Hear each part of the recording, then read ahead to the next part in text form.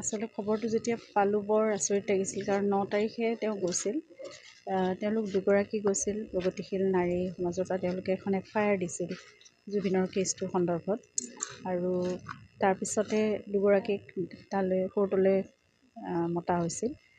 Fast track court যিহেতু আৰম্ভ হৈছিল তেতিয়া, আৰু সাক্ষীৰ ওপৰত ভিত্তি কৰি মানে FIR ওপৰত ভিত্তি কৰি সেইখিনি সময়ত সাক্ষীসকলক মাতি নিয়া হৈছিল।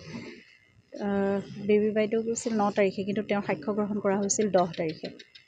10 তাৰিখে সাক্ষ্য প্ৰদান কৰি তেওঁ ঘূৰি আহি হঠাৎ 17 তাৰিখে যেতিয়া বাতৰিটো পালোঁ বৰ আচৰিত লাগিছিল। কোনো কথা নাই বতৰা নাই, ইমান সুস্থ সবল এগৰাকী, আৰু খুব সাহসেৰে নিজৰ সাক্ষ্য প্ৰদান কৰি নিজৰ ক'বলগীয়াখিনি তেওঁ সম্পূৰ্ণভাৱে উপস্থাপন কৰি ন্যায় প্ৰতিষ্ঠাৰ ক্ষেত্ৰত তেওঁ যথেষ্টখিনি অৰিহণা আগবঢ়াই থৈ আহিছে। গতিকে এই কেছটোতো সবল ভূমিকা তেওঁ ইতিমধ্যে লৈছে, কিন্তু আচৰিত লাগিল আৰু খুব দুখ লাগিল যে ভগৱানে এনেকুৱা ধৰণে মানে কেনেকুৱা ধৰণৰ পৰিণামবোৰ দিয়ে, হঠাতে খবৰবোৰ আহি শুনিব লগা হয়। তেতিয়া বৰ কষ্টও পাইছিলোঁ আৰু মানে আচৰিতো লাগিছিল, দুখো লাগিছিল। প্ৰাৰ্থনা কৰিছিলোঁ যাতে তেওঁৰ পৰিয়ালটোৱে এই কঠিন সময় সন্মুখীন হ'বলৈ সাহস পায় আৰু ভগৱানে তেওঁলোকক শক্তি দিয়ক।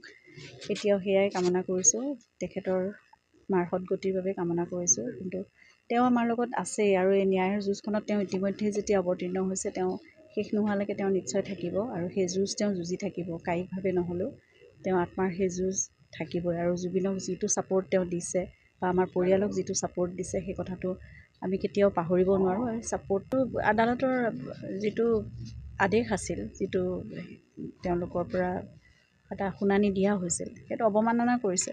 গতিকে সেইটোতো এটা অপৰাধ ক'বলৈ গ'লে।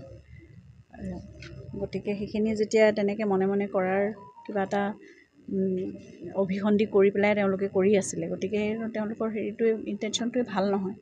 কিন্তু ধন্যবাদ, বহুতো দল সংগঠন বা জুবিন অনুৰাগীসকলে সদায় এই যুঁজত তেওঁলোকে সদায় সক্ৰিয় ভূমিকা লৈ আছে।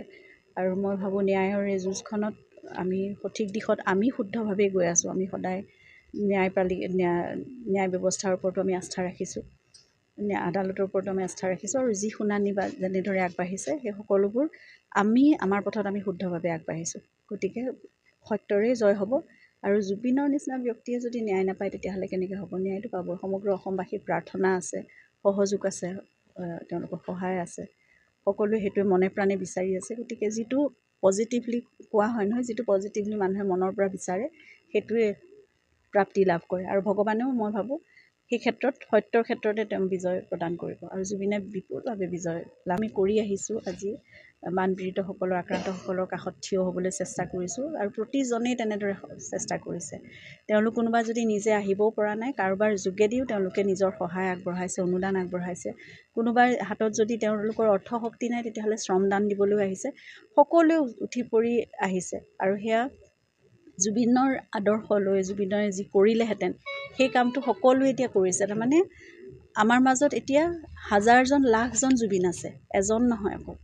ভূপেন মামাৰ মানুহে মানুহৰ বাবে সেই আদৰ্শ লৈ শ্ৰদ্ধাৰ জয়ন্ত হাজৰিকাদেৱৰ সুৰ বাহিনী বা তেনেকুৱা ধৰণৰ সেই গোটেই যিখিনি আদৰ্শ, সেই সকলোবোৰ লৈ সেই মহান সত্তাক সকলোৱে নিজৰ অন্তৰত সকলোৱে ধাৰণ কৰি পেলাই সকলো ওলাই আহিছে। গতিকে সকলো আজি প্ৰাণ পাই উঠিছে, আৰু এনেদৰে বিপদসংকুল সময়ত আমি একত্ৰিত যে হৈ আছোঁ, সেইটো আটাইতকৈ ডাঙৰ কথা। এই শক্তি সদায় থাকক।